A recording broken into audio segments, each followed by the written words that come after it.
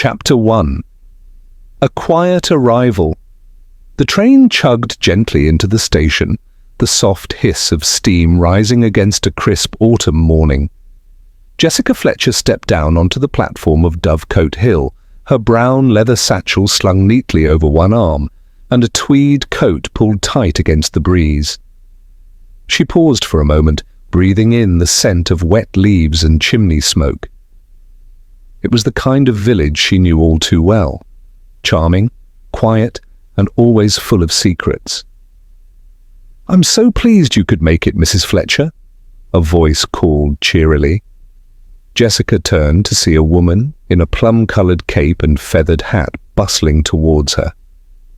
"Harriet West," she introduced herself, offering both gloved hands. "I organise the literary weekend at Marigold Manor. You're our guest of honour, of course." Jessica smiled warmly. "It's lovely to meet you, Harriet. I must say the village is even more picturesque than I imagined."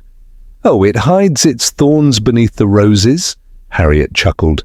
"Come, I'll take you up to the house. I've sent young Oliver to fetch your luggage."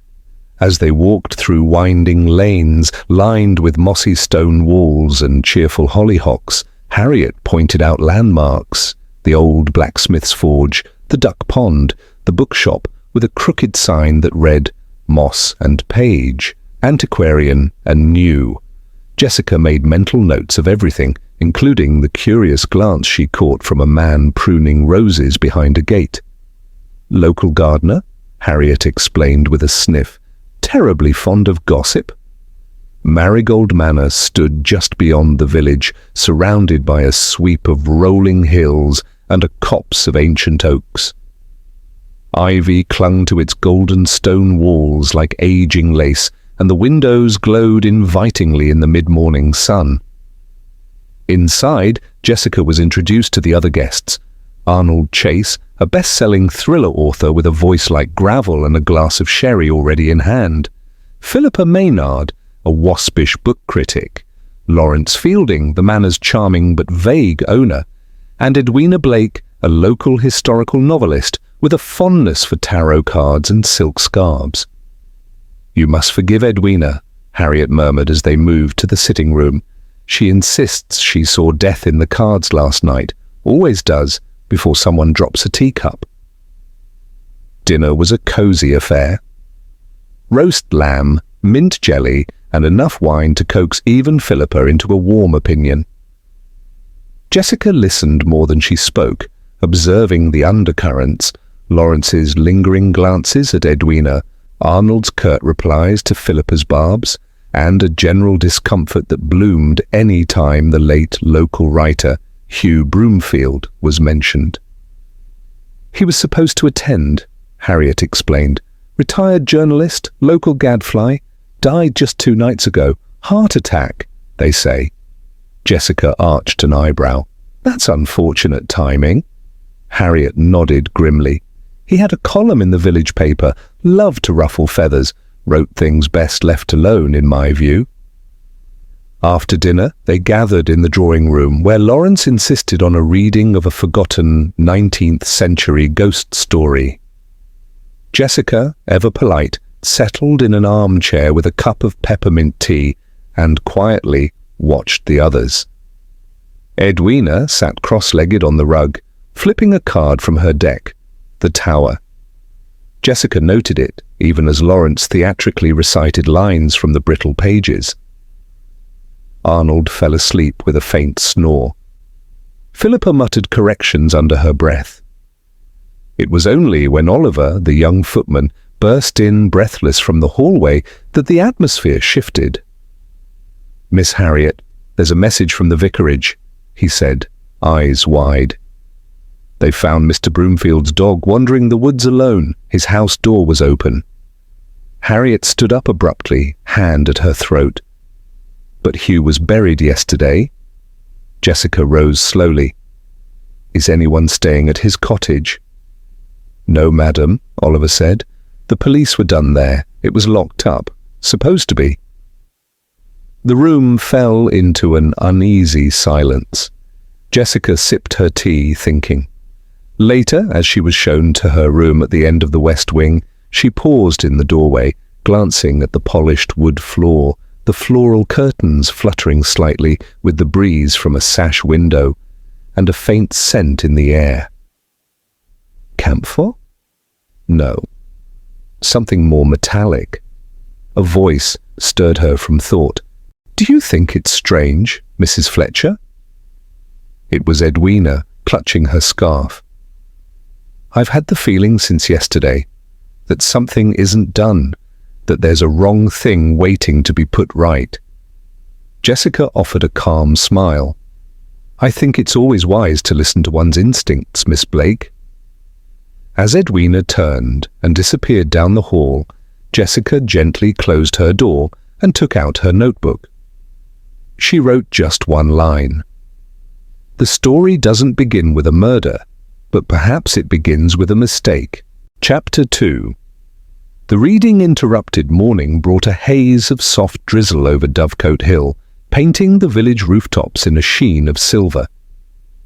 Jessica Fletcher sat in the breakfast parlour of Marigold Manor, sipping tea and perusing the day's agenda, which included her keynote speech on the craft of mystery writing.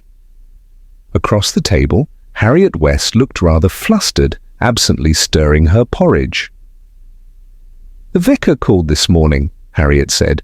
"He swears Hugh Broomfield's cottage was locked yesterday, and now it's wide open. There's no sign of forced entry either." Jessica set down her teacup. "And the dog?" "Still missing," Harriet muttered. "It's all quite unsettling." Before Jessica could reply, Lawrence Fielding breezed in wearing a crimson cravat and cologne, strong enough to wake the dead. "Nothing like a bit of fog to make a house feel mysterious, eh?" he quipped, patting Harriet's shoulder. "All set for the readings this morning?" Harriet gave him a weak smile. "As ready as we'll ever be." The Manor's library had been transformed into a makeshift salon for the event. Chairs lined in 2 neat rows, with a small dais at the front beside a stack of battered literary volumes. Jessica sat quietly in the back as Philippa Maynard launched into a recitation of her essay, The Death of Nuance in Modern Fiction, which prompted much coughing from Arnold Chase and a mild snore from Edwina Blake. As the morning light flickered through stained glass windows, Harriet stepped up to introduce the next reader, Arnold himself. "Now," she beamed, "we're thrilled to welcome Mr. Arnold Chase, author of Gravedigger's Gambit and a true master of misdirection." Arnold lumbered to the dais, clearing his throat with theatrical vigor. "This is an excerpt from my latest novel," he began, tentatively titled Ashes of Treason. "Do excuse the language."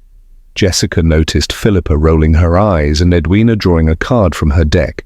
But before Arnold had uttered his third sentence, a sudden thud echoed from the back of the room.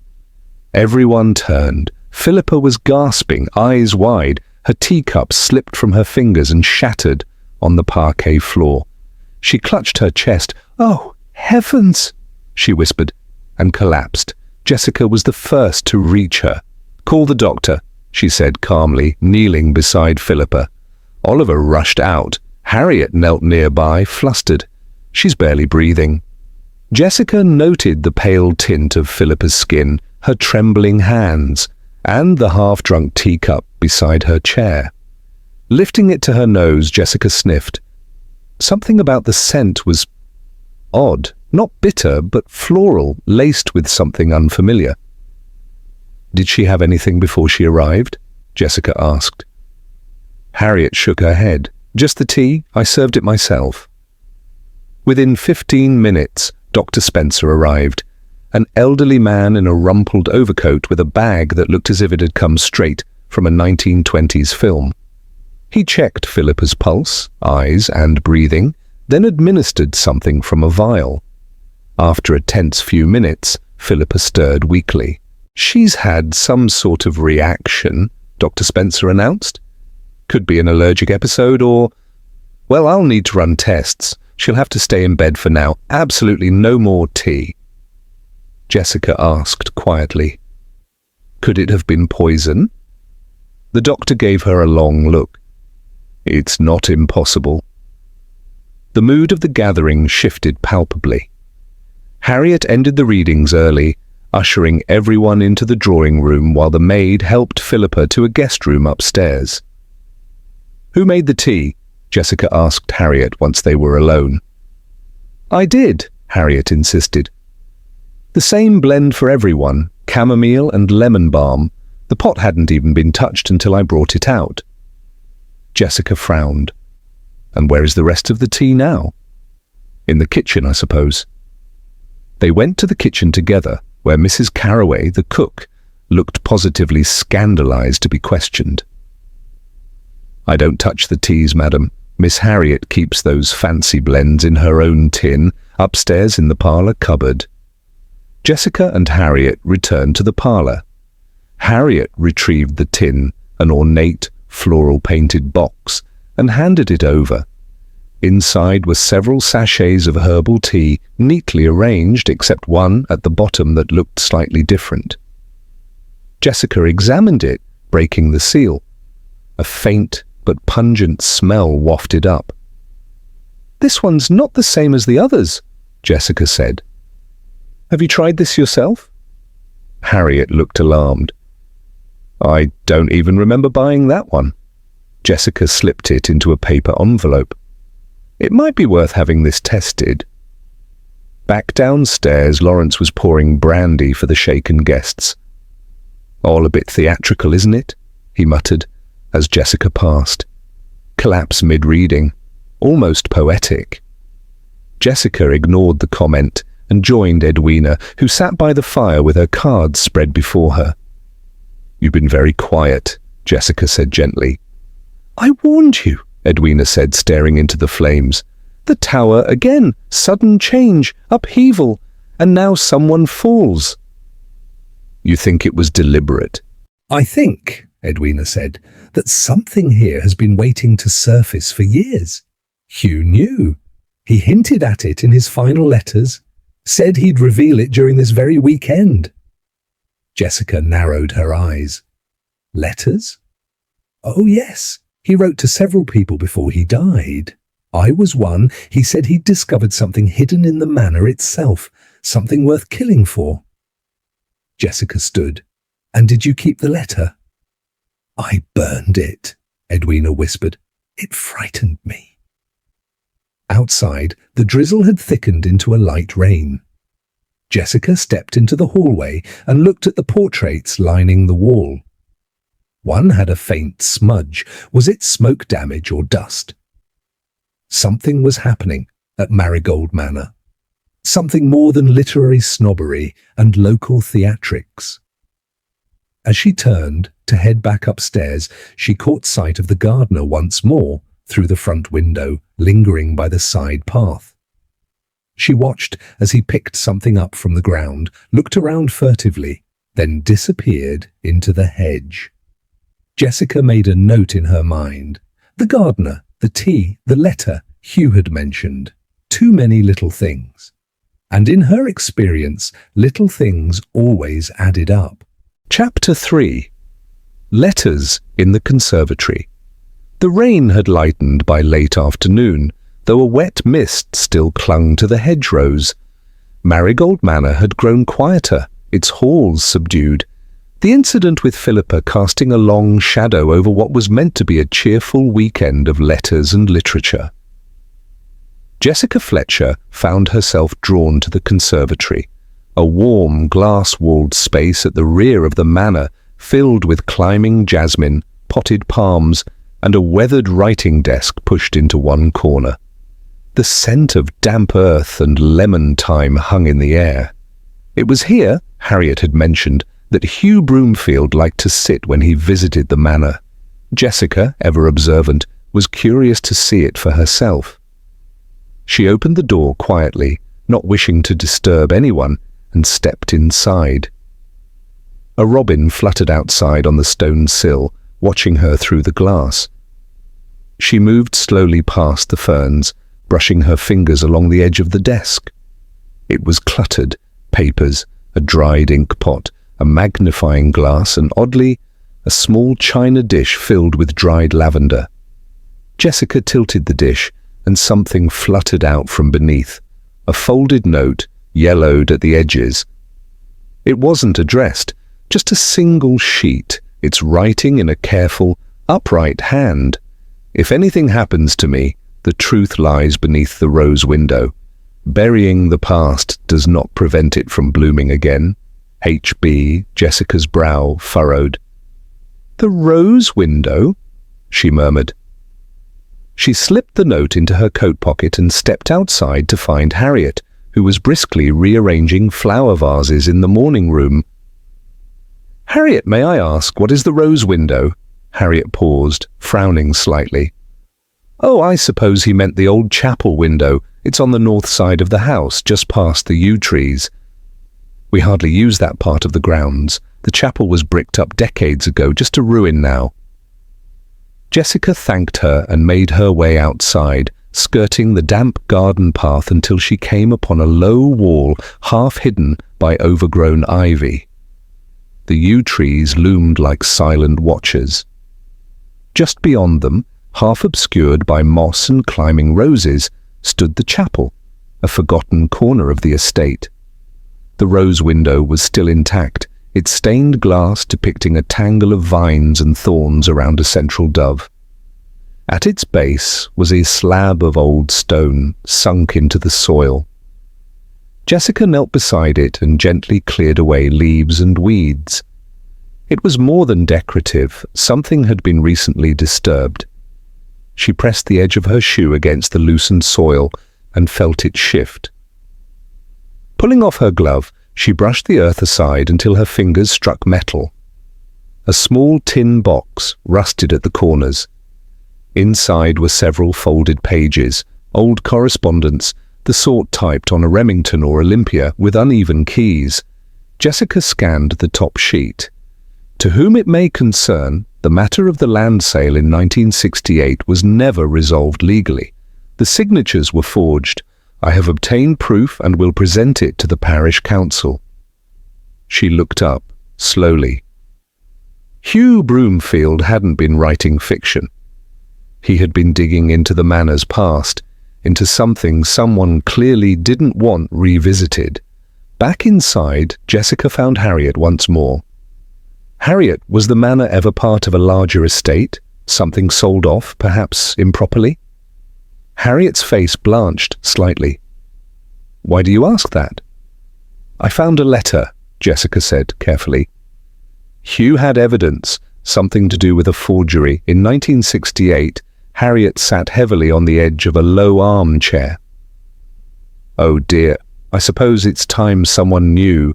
Lawrence's father, Miles Fielding, sold a portion of the estate under murky circumstances.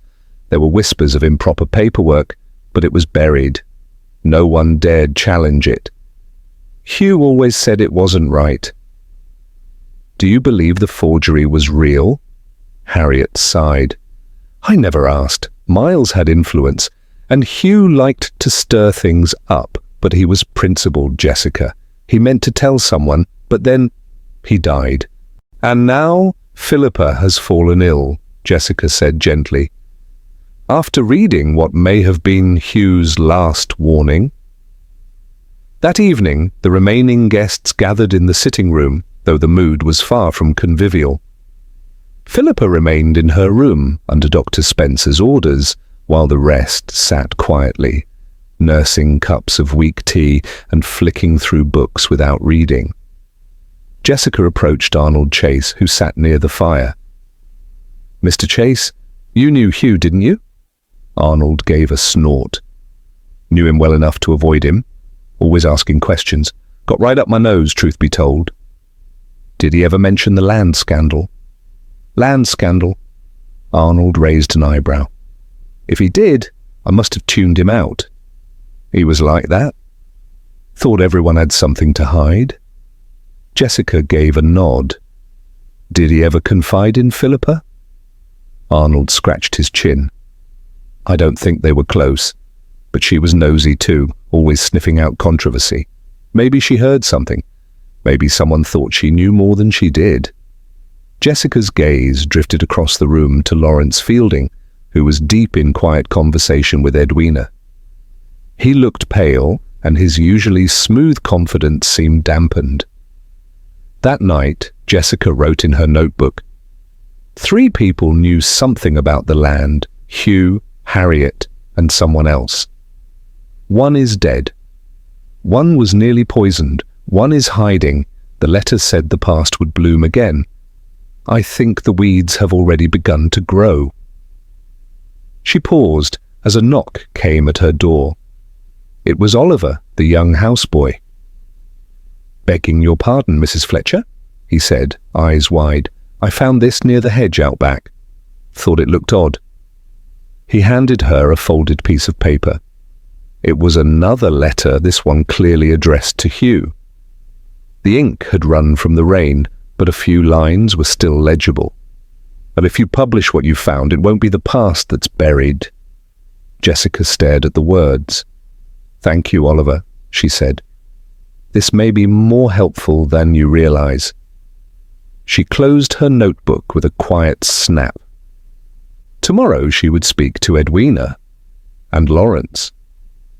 Something had begun to unravel, and the question now wasn't just who had killed Hugh. It was who had most to gain by keeping his secrets buried. Chapter 4. The Portrait and the Poison. Morning brought a brittle sunlight that did little to warm the damp stones of Marigold Manor. Jessica Fletcher rose early, her thoughts still lingering on the letters she had unearthed, the threats to Hugh, the forgery of the land deed, and the nearly fatal incident with Philippa. The pieces were beginning to form the edges of a much darker picture. Downstairs the house was quiet. A fire sputtered in the drawing-room grate, and the scent of toast and wood polish hung faintly in the air. Jessica crossed the hallway and paused before a large portrait that had caught her eye the day before. It hung on the main staircase, a dour-looking man with sunken eyes, one hand resting possessively on a model of the manor itself. "Miles Fielding?" Lawrence said suddenly from behind her. "My father." Jessica turned. "There's something rather watchful in his expression." Lawrence gave a humorless chuckle. "He was a man who left nothing to chance. Business first, family second. That portrait's hung there since I was a boy." Jessica moved closer. The gilded frame was slightly askew. When she reached to straighten it, the entire piece shifted, revealing a faint mark on the wall behind it. She gently pushed again.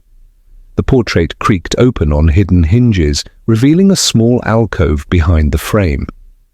"Well," she murmured, "I do love a hidden compartment."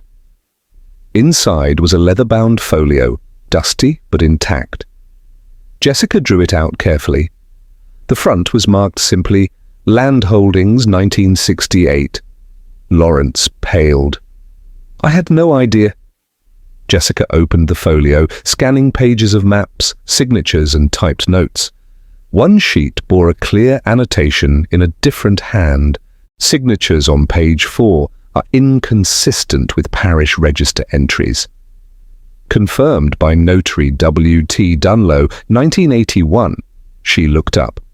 "Did you know these documents were hidden here?" Lawrence shook his head. "Number, my father never told me. Perhaps he meant to destroy them, but couldn't bring himself to do it." Jessica closed the folio. "These are important, Lawrence. They show that the land sale was contested, even officially. Hugh must have found this same file. That's why he wrote those letters. That's why he was silenced." Lawrence rubbed his temples. "I need to think." Jessica slipped the folio under her arm. "I'll keep this safe for now. If someone else knew this was here, they may come looking for it." Later that morning, she joined Edwina Blake in the sunroom, where the woman sat cross-legged on a faded cushion, shuffling her cards. "You knew Hugh better than you let on," Jessica said softly. Edwina looked up, startled. "Why would you say that? You burned his letter, but you remembered every word of it. You were afraid, yes, but not because of Hugh, because of what he knew. Did he ever mention the documents? Edwina hesitated, then nodded. He said the manor wasn't built on honourable ground, that the Fieldings had cheated several families out of land during the war. He thought there were deeds, proof, but no one ever found them. I did, Jessica said. Edwina's hand trembled slightly. You mustn't trust everyone here, Mrs. Fletcher. Some masks are worn too well. At that moment, Oliver entered the room, looking rattled. Mrs. Fletcher, you should come to the kitchen. Jessica followed him briskly through the back corridor. In the kitchen, Mrs. Carroway stood rigid, staring down at a smashed teacup on the floor. The cupboard door hung open. Jessica stepped forward and knelt. What happened? I was fetching the teapot and found this, the cook said, handing Jessica a crumpled paper sachet. It's the same tea Miss Maynard drank yesterday, but it wasn't in the tin before. Someone must have planted it here. Jessica examined the sachet. Still damp. Someone tried to dispose of it, but it didn't quite make it to the fire, did it? She looked at the wood-burning stove and saw ashes, charcoal black save for a corner of singed parchment. She fished it out with a spoon. It had writing on it, faded but legible. If she talks, everything will be ruined. Jessica stood slowly. I believe someone wanted Philippa silenced before she could share what she knew. That evening, Jessica returned to the drawing room to review the folio again. As she sat, she noticed something odd on the hearth, a faint smear of wax. She followed the trail with her eyes to a candlestick on the mantel, slightly off-centre. She lifted it. Beneath it was a torn scrap of a page from Hugh's typewriter. Weena knew. Lawrence suspected. But it was Harriet who saw the signature. She knows it too. I must speak to her before the reading. Jessica froze. Harriet. She found the woman in the conservatory, arranging violets in a ceramic vase. Harriet, she said gently, did you see Miles Fielding's signature on those documents? Harriet's hand stilled. Yes. And you recognized it was forged? A long pause. I was young, Jessica. I worked as a secretary for the notary. I typed the original drafts. When the final version came back from Mr. Fielding, the signature had changed. It wasn't the same hand, but who would listen to a young woman in 1968? You never said anything. I was scared. Miles had power, and after he died, it seemed better to let it rest. Jessica nodded. Hugh found out. He planned to reveal the truth. Harriet wiped a tear from her cheek, and someone made sure he didn't. Jessica looked out at the darkening sky. Someone had poisoned a cup of tea, planted letters, tampered with documents. They had even tried to burn evidence. The manor was steeped in secrets, and soon someone else might pay the price. And just as Jessica was turning to leave, a scream rang out from upstairs. Chapter 5. Secrets by Candlelight. The scream echoed through the stairwell like a blade slicing silk. Jessica Fletcher was already halfway to the first landing when Edwina Blake appeared at the top of the stairs, her face pale, eyes wide, hands trembling as they clutched the banister. "In the library!" she cried. "Something's happened again!" Jessica hurried past her, down the corridor, and into the manor's dimly lit library. The room smelled faintly of pipe smoke and leather, its familiar silence now broken by a low, anxious whimper. Philippa Maynard sat crumpled in the corner armchair, swaddled in blankets, her face streaked with tears. Beside her knelt Dr. Spencer, murmuring in soothing tones. His medical bag lay open on the floor, a bottle of smelling salts beside it. "What happened?" Jessica asked quietly. "She insisted on coming downstairs," the doctor replied without looking up. "Claimed she had something urgent to say. Barely made it to the armchair before fainting again. No new symptoms, but she's terrified. Jessica turned to Edwina, who hovered in the doorway. How did you find her? I heard her whispering in the hall, Edwina said. I thought she was talking to someone, but when I called out, she fled into the library. Jessica walked slowly to the writing desk where a single sheet of paper lay, scribbled with shaky handwriting. He told me before he died. It wasn't a heart attack. He knew it was coming. He said if I spoke, they'd come for me too. They know what I overheard in the conservatory. Jessica tapped the paper with a finger. Who is he? Hugh Broomfield. Philippa, now barely coherent, nodded faintly. The doctor gestured. She needs rest. Whatever this is, it's affecting her nerves more than her body. Jessica nodded. Let her sleep, but I think someone else heard that whisper too. And they weren't pleased. That evening, as storm clouds gathered over Dovecote Hill, the atmosphere within Marigold Manor thickened like the air before a lightning strike. Jessica sat in the drawing room with Harriet, Lawrence, Arnold, and Edwina, the four gathered reluctantly at her invitation. Candlelight flickered in brass holders, throwing long shadows across the bookshelves and portraits. The fire crackled low, casting a faint orange glow on the Turkish rug. Jessica spoke gently but firmly. Someone in this house is trying to keep the past buried and has nearly killed twice to do it. Arnold raised an eyebrow. Killed? Hugh Broomfield died of natural causes, didn't he? No, Jessica replied. He was silenced, deliberately. His dog was found wandering, his door wide open, and now Philippa has all but confirmed she knew what he'd discovered. Harriet swallowed. He told her something before he died? He must have, Jessica said. And now she's too frightened to speak plainly. But she left enough of a trail, the conservatory, the chapel window, and the forged land documents hidden behind the portrait.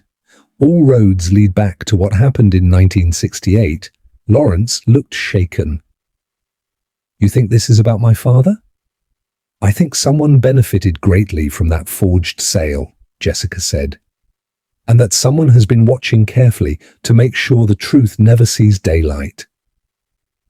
Edwina leaned forward, her voice low. Then we're all suspects, aren't we? Yes, Jessica said simply. Every one of us. She stood and walked to the hearth, retrieving the torn page she had recovered the night before. This page, Hugh's own writing, mentions 3 names, Harriet, Edwina, Lawrence, and a truth that couldn't stay hidden. The room fell into a long silence. Then Lawrence spoke, his voice strained. I knew about the documents, but I never saw the forgeries myself. My father, he was secretive, but after he died, I found letters from villagers who claimed he'd cheated them out of land. I thought it was bitterness. I didn't realize the evidence still existed. You never confronted him? Jessica asked. Lawrence shook his head. We weren't close. He had his ways, and I chose not to dig too deeply. And what about you, Edwina? Jessica asked. Did Hugh ever share anything with you directly? Edwina hesitated. He gave me a key, said it opened a drawer in his writing desk. I haven't gone near it since he died. Jessica's interest was piqued. Does anyone have access to Hugh's cottage? It's locked, Harriet said. The police sealed it after he died. Jessica's eyes narrowed. Except someone's been inside. Remember, the dog was found, the door wide open, which means someone has the key, or another copy. She looked at Harriet. You've known this village longer than anyone. Who had reason to keep Hugh quiet?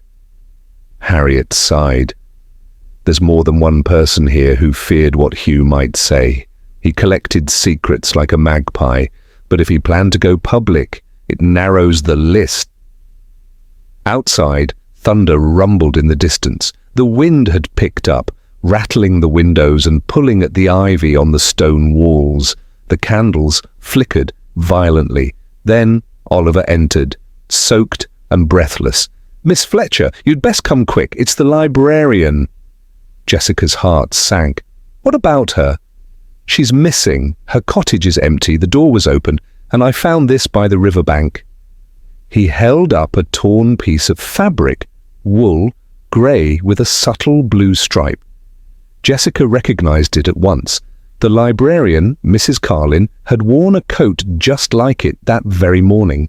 Jessica turned to the others. "We must search, now!" The group grabbed torches and coats and hurried out into the gathering storm. Wind whipped through the trees as they followed Oliver down a narrow, muddy track behind the house. The river below churned angrily, swollen from recent rains. Near the bank, Jessica knelt. The ground was disturbed. Muddy footprints led to the edge, then stopped abruptly. Jessica reached down and picked up something half buried in the soil. A brooch. A silver rose. "She was here," Jessica said grimly. "But the question is, did she fall? Or was she pushed?" Lightning cracked across the sky as the first heavy drops of rain fell. In her mind, Jessica saw the pieces rearranging. Hugh, Philippa, the librarian, all tied by a single thread, the truth buried in the Manor's past. And someone, she knew, was prepared to kill again to keep it hidden. Chapter 6. Footprints and Footnotes. The rain had eased by morning, though puddles still mirrored the low grey sky. Jessica Fletcher stood at the edge of the riverbank, staring down at the churned soil and broken reeds. The silver rose brooch rested in her palm, mud-streaked and unmistakably Mrs. Carlin's. Behind her, Dr. Spencer, Lawrence Fielding, and Oliver waited in sombre silence. Harriet and Edwina had stayed back at the manor, shaken and weary. "There's still no sign of her?" Jessica asked quietly. Dr. Spencer shook his head.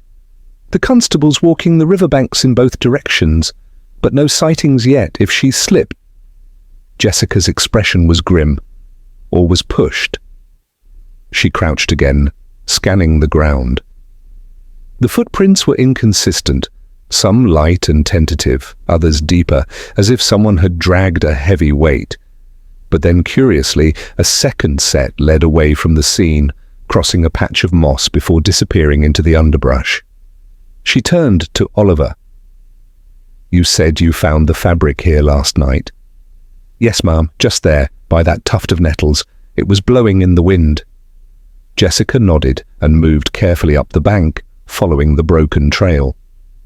50 yards further, she found something else, an old garden glove, sodden and caught in the brambles. Inside, the initials AC stitched in faded thread. "Arnold Chase," Jessica murmured. She wrapped the glove in a handkerchief and stood slowly. There were too many coincidences for comfort. Hugh's death, Philippa's collapse, Mrs. Carlin's disappearance, and now a link to Arnold Chase, who had publicly loathed Hugh and privately dismissed his investigations. Back at the manor, she found Arnold pacing the reading room, whiskey in hand, eyes red. "I heard about the librarian," he said as she entered. "Terrible business?" Jessica watched him carefully. "Did you know her well?" "Barely," he muttered. "Always quiet, always watching." "Yet you dropped something near the riverbank," Jessica said calmly, holding out the glove. Arnold froze. "Where did you—" "Found it not 10 paces from where Mrs. Carlin vanished. Want to explain?" He took the glove, stared at it, and sighed. "I went out walking yesterday afternoon. Needed air.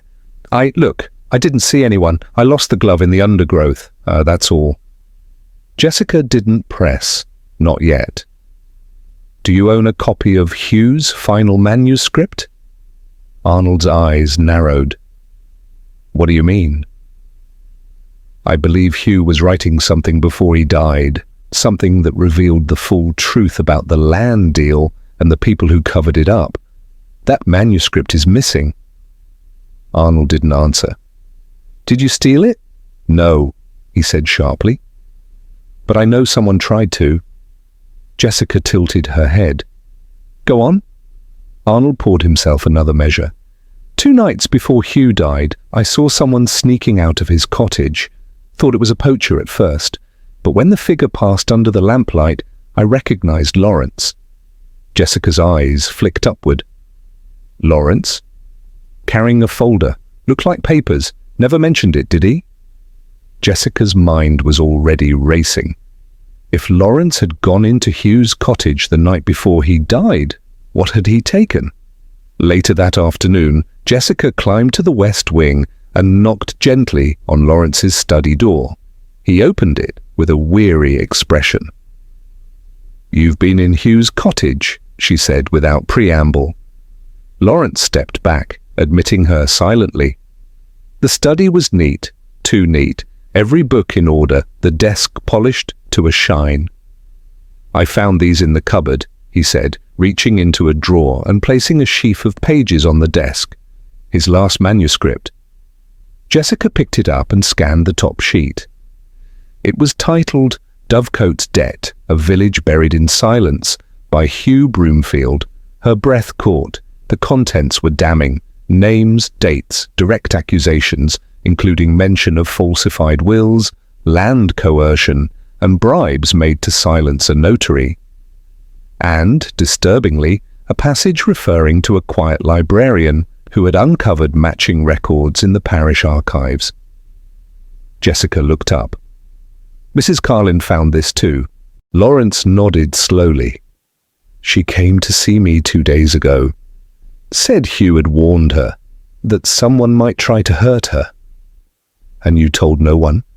She made me promise. Said if anything happened to her I should take this to the police. But I didn't know what to believe. Jessica placed the manuscript in her satchel. You should have told me, Lawrence. We might have protected her. That evening, a thunderstorm rolled in once again. Jessica sat in her room reading Hugh's manuscript line by line. In one section, she found a footnote marked with a tiny X and a comment in pencil. See Edwina's archive. The original sermon copy is there. Jessica blinked. Edwina kept a collection of old parish documents for research. If Hugh had used a sermon from decades ago to prove a date or disprove a claim, it might be vital. She hurried down the corridor and knocked on Edwina's door. The woman answered in a robe, a candle flickering behind her. I need to see your archives, Jessica said. Edwina hesitated, then stepped aside. They're in the trunk, bottom drawer. Jessica opened the large wooden trunk and rifled through folders until she found it. A copy of a sermon dated June 1968, signed by Reverend Paul Marchant. It placed him in the village at a time when the land sale documents claimed he was abroad. One more discrepancy. One more lie. You helped Hugh piece this together, Jessica said. Why deny it? Edwina looked down. I was afraid. I've lived here my whole life, Jessica. What happens to a person when they tear down the foundations of the only place they've ever known? You rebuild, Jessica said, but honestly. Suddenly lightning lit the room, and a crash sounded from downstairs. Jessica rushed to the stairwell. A figure in a dark coat darted from the study, clutching something under their arm. She gave chase, catching a glimpse of the face as the intruder turned. The gardener, the one always lingering, always watching. He dashed through the side door and into the storm. Jessica stopped at the threshold and stared into the night. Whoever he was, he had just stolen something. And if he was running, it meant the truth was dangerously close to being uncovered. Chapter 7. The Gathering. Storm rain lashed against the windows of Marigold Manor, the wind howling through the trees like an omen. Jessica Fletcher stood in the entrance hall, her coat soaked, her breath shallow from the chase. The gardener, who had been little more than a shadow until now, had vanished into the night, clutching a bundle Jessica could only assume was evidence. Harriet approached, pale and breathless. "Jessica, what on earth?" "He broke into the study," Jessica said. "Took something. A folder, I think. We need to find out who he is and why he's so determined to hide the truth." Lawrence joined them, his brow furrowed. "That's Lionel Bentz. He's worked the grounds here for 15 years, quiet as a mouse, never a hint of trouble." "Not so quiet, it seems," Jessica replied. "Has he any family in the village?" "None," Harriet said. "He lives alone in the old gamekeeper's cottage, keeps to himself." Jessica nodded. "Then we'll visit him first thing, but tonight we need to confront the rest of it, together." With the storm closing in, Jessica requested that all remaining guests gather in the drawing room.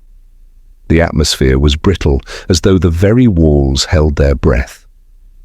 The fire cast tall, flickering shadows on the tapestry-lined walls. Jessica stood at the hearth, her back to the flames, notebook in hand. Harriet, Lawrence, Edwina, Arnold, and Oliver, the only ones still in the house, sat uneasily around the room.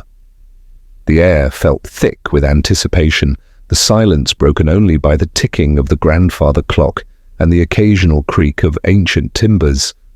Jessica began softly. "What started as a weekend of literature and lectures has uncovered something far older, far darker.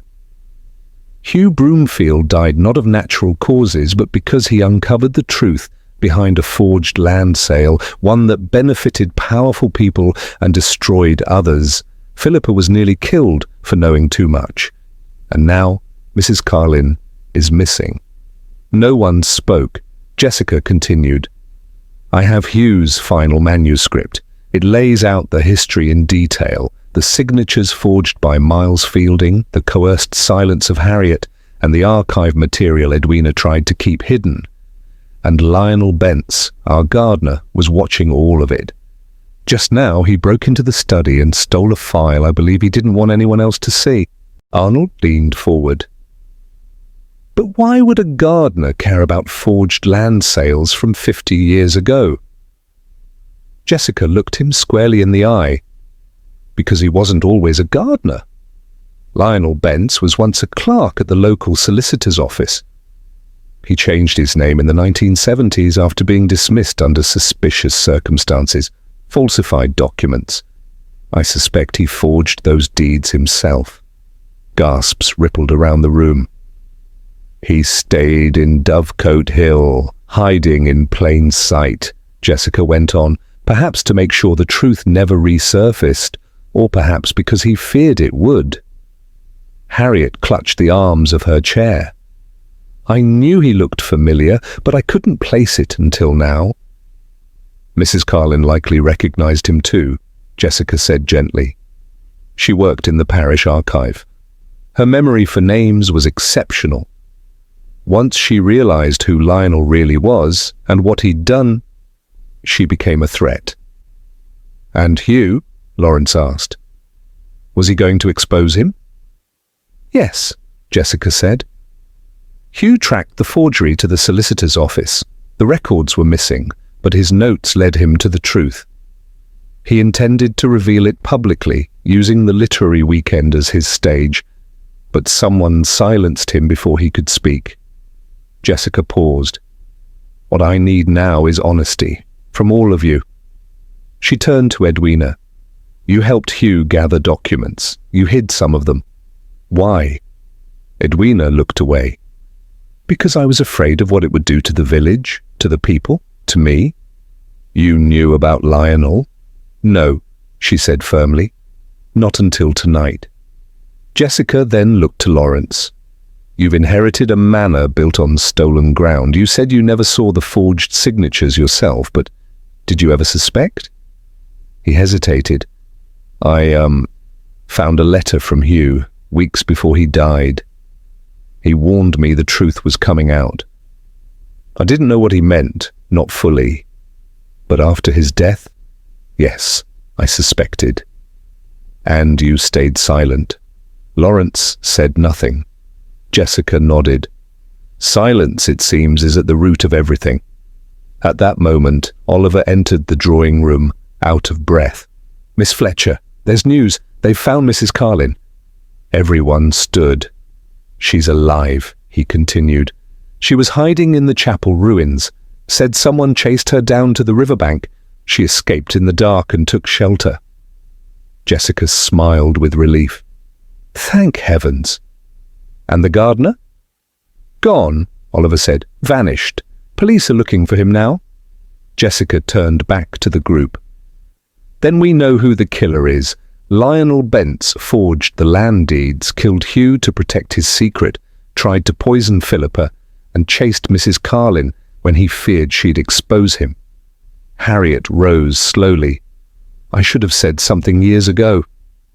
Jessica walked to her side and took her hand. "You were frightened, but it's never too late to tell the truth."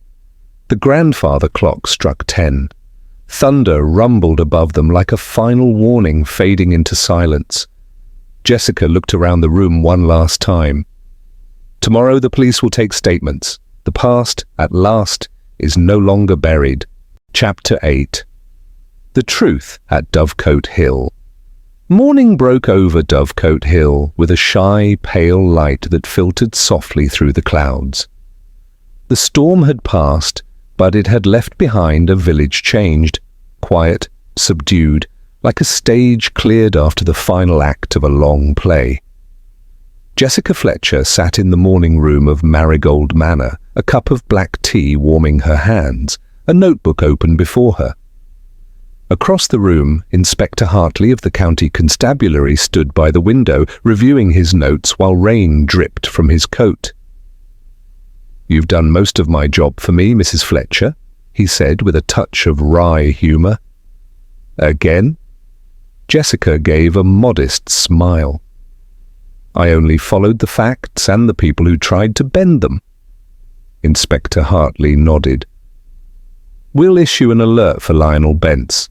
With what we now know of his past, he'll have nowhere to hide. He forged documents, assumed a new identity, murdered a man to protect himself, and nearly claimed 2 more lives to cover it up. And yet he remained here, right under everyone's noses." Jessica closed her notebook. "The irony is, had he simply vanished after the initial crime, he may never have been caught.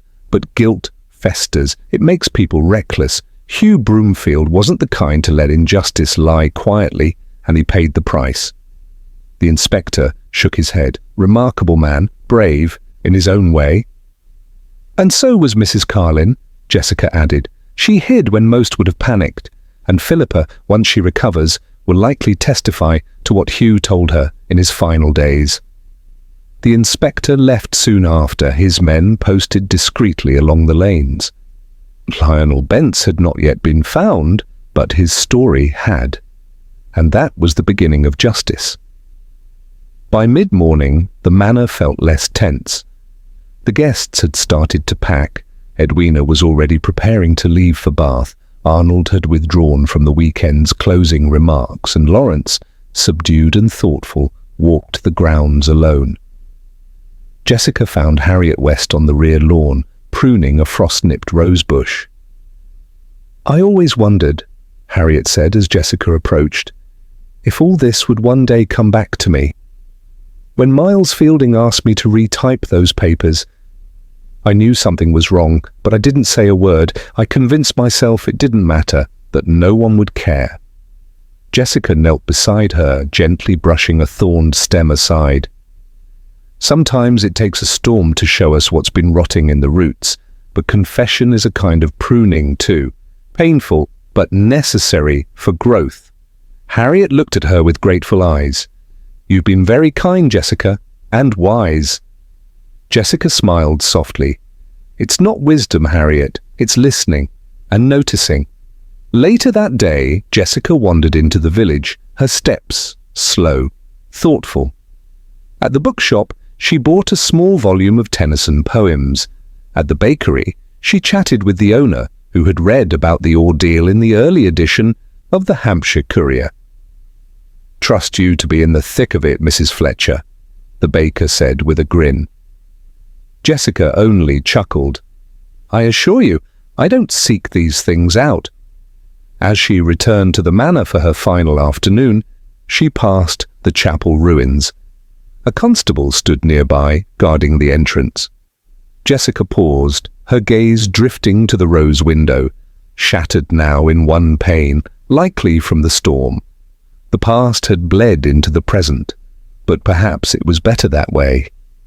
Inside, Lawrence Fielding stood waiting in the front hall, a small envelope in hand.